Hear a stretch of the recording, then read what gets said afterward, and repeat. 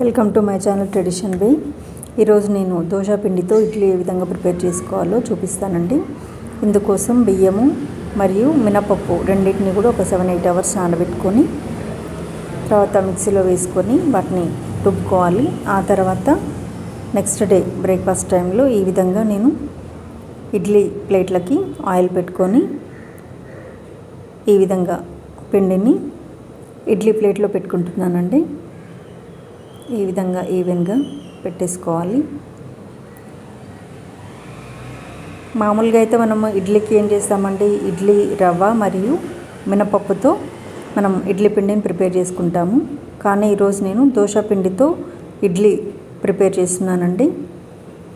ఈ విధంగా పెట్టుకున్న మనం ఇడ్లీ ప్లేట్లో పెట్టుకున్న తర్వాత ఇడ్లీ పాత్రలో ముందుగా కొద్దిగా వాటర్ వేసుకొని అవి ఆవిరి వచ్చినాక ఇడ్లీ ప్లేట్లన్నీ ఇప్పుడు అందులో పెట్టేసుకుంటున్నాను. మూత పెట్టేసి ఒక 20 మినిట్స్లో మనకి ఇడ్లీ ప్రిపేర్ అవుతుందండి. 10 మినిట్స్ ఏమో మీడియం ఫ్లేమ్లోను మరియు 10 మినిట్స్ ఏమో సిమ్లో ఉంచుకోవాలి. సో దీనికోసం నేను రాడిష్ చట్నీ చేశానండి, అంటే ముల్లంగి చట్నీ. ఇది ఏ విధంగా ప్రిపేర్ చేయాలో నేను నెక్స్ట్ బ్లాగ్లో చూపిస్తాను మీకు.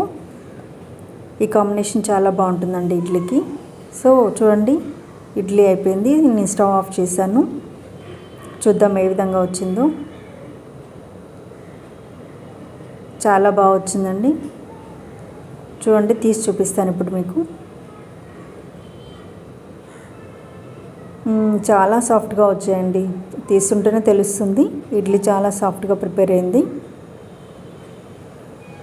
సో వీటిని నేను ప్లేట్లోకి తీసుకుంటున్నాను.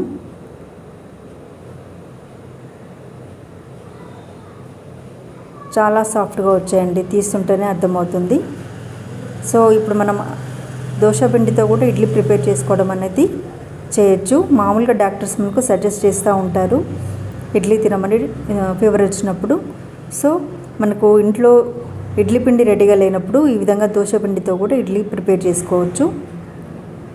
ఈ ఇడ్లీ అనేది ఫీవర్ వచ్చినప్పుడు ఏంటంటే ఈజీ డైజెషన్ అనమాట. సో కాబట్టి డాక్టర్స్ సజెస్ట్ చేసిన మేరకు మీరు ఈ విధంగా ఇంట్లో దోశ పిండి ఉంటే కూడా ఇడ్లీ ప్రిపేర్ చేసుకోవచ్చు అండి. ఇడ్లీ చాలా సాఫ్ట్గా వచ్చిందండి. చూడండి ఎంత బాగా వచ్చిందో. సో మీరు కూడా ఇంట్లో ఈ విధంగా ట్రై చేయండి. మెసేజ్ బాక్స్లో కామెంట్ చేయండి ఎలా వచ్చాయో.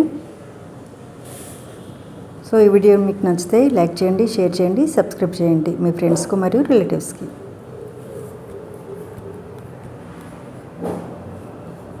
తప్పకుండా ప్రిపేర్ చేస్తారు కదా.